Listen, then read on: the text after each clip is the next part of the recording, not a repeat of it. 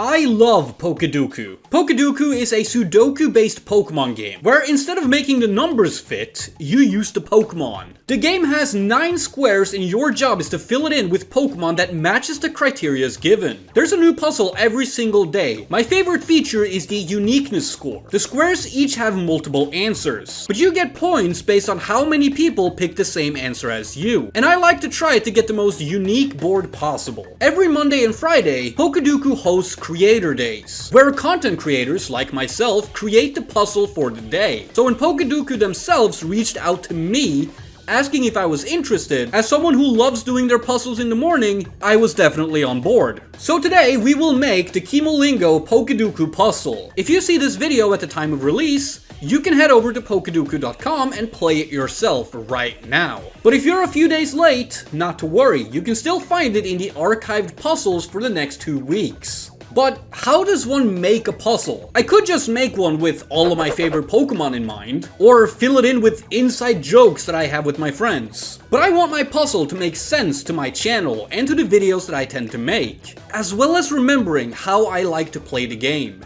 Uniquely. And that's when it hit me. What if, instead of making a simple puzzle, I instead make 2 for the price of 1? I want to make a Pokedoku that is solvable using only cut Pokemon. If you're new here, cut Pokemon is something that I've made quite a lot of content on. Cut Pokemon are very real Pokemon that never made it into the final games for various reasons. So my puzzle is going to be based off of cut Pokemon. But it still needs to be solvable using real Pokemon as well. So for simplicity, we are going to call the Pokedoku puzzle that is released over on Pokedoku.com the real puzzle. And the puzzle I'm basing it on is the fake puzzle. And this is a lot harder than it sounds.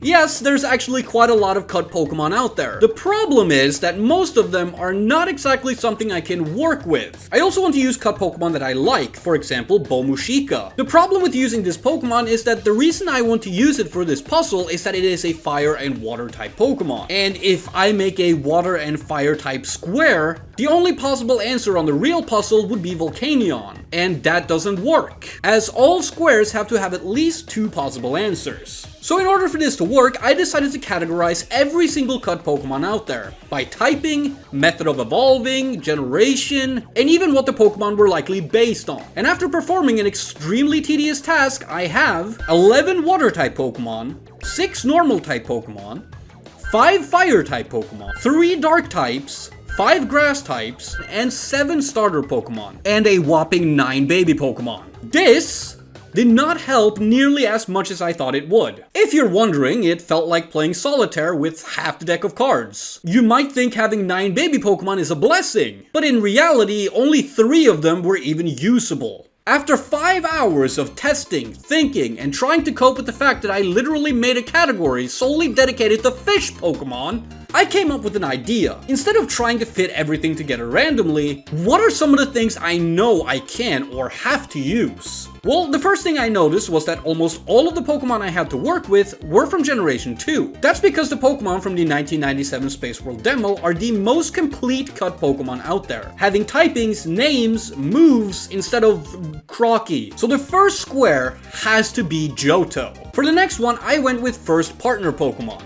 also known as starter Pokemon, because I have 7 of them, and they have typings that might be useful later on, which means we can finally enter our first cut Pokemon to the puzzle. Out of all the cut starter Pokemon, I went with the one that is the most interesting to me, and that is Honoguma. I picked Honoguma because out of all the cut starter Pokemon, Honoguma is the only one that technically kind of exists today. You see, this is technically also a beta design for another Pokemon, which is Teddiursa, as you can see from its 1999 beta design. For my next category, I felt like I can't have a puzzle without including my favorite Pokemon of all time. And for the first time ever, my favorite Pokemon is actually convenient for me, as it's usually considered useless in every aspect. As my favorite Pokemon just so happens to be a Generation 2 Pokemon, that being Lediba, and this is a perfect time to include it. So my next category is Dual Type, which allows us to add our second cut Pokemon to the puzzle. For the dual type Pokemon from Johto, I went with Ikari. the water and steel type shark Pokemon, also known as Anchor Rage. Ikari was part of a full 3-stage evolutionary line that is based on sea creatures living deeper and deeper in the ocean. Also, being a water and steel type is pretty cool, as there is only one of them today, being Empoleon. Now that we have 2 slots filled, let's fill in the entire first row.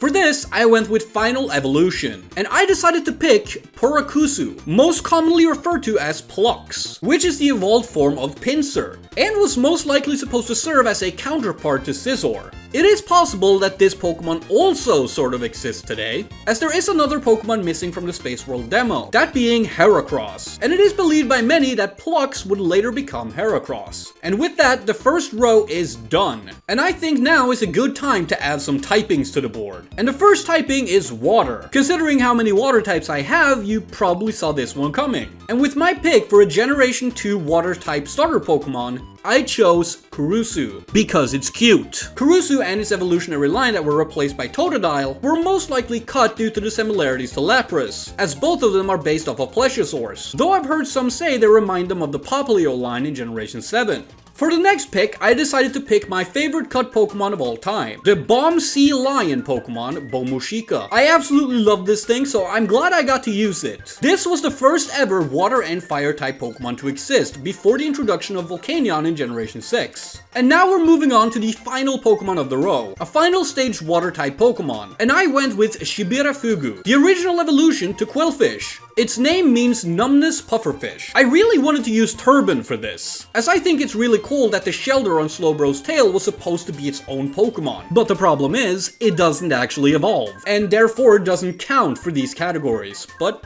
oh well, the goofy pufferfish will do. And for the final category, I chose another typing. And surprisingly, only one typing actually works here. And it's not normal, it's not fire, it's grass. There is only one cut grass type starter Pokemon, and so my pick has to be Hanomogura, the middle stage evolution to Chikorita. I've seen a lot of criticism for this design, and though I agree that Bayleaf was a much better choice, I actually sort of understand where they were going. Personally, I think the thought behind this design was Chikorita blossoming into Meganium, sort of in the same way that Kakuna and Metapod do when they become Beedrill and Butterfree. But enough of that, we have 2 more Pokemon to select, and for the dual type grass type Pokemon, I went with Tsubomito. This Pokemon was supposed to evolve from Weepinbell using a Poison Stone, and it's a grass and poison type Pokemon. Just like Gloom, Weepinbell was supposed to have a branched evolution, but both the evolution and the Poison Stone were both cut from the game. And for the final Pokemon, I have to say this is gonna be my most controversial pick, because a lot of people are just not going to agree with me on this. But my final pick for the final stage grass type Pokemon is a Pokemon you already know, Leafeon. And I know, Leafeon in itself is not a cut Pokemon, but it was cut from Generation 2, before coming back in Generation 4. But I wanted to use it not just because it was a cut Pokemon from Generation 2 and use it as a technicality, but I think it sends a message that though a lot of Pokemon get cut from the games, a lot of them are still alive through other Pokemon. Just like several other Pokemon on this list, and sometimes they come back, and I think that's an awesome thing. And with that, our Pokedoku puzzle is done. And if you want to play it for yourself using real Pokemon, you can right now by visiting Pokedoku.com. I also want to thank Pokedoku for this opportunity. It's the first time I've ever collaborated with anyone, and Pokedoku were very easy to work with, and very helpful throughout the entire process. And also, thank you all for watching. I have more bigger projects like this in the works that I think you will find very interesting. Until next time.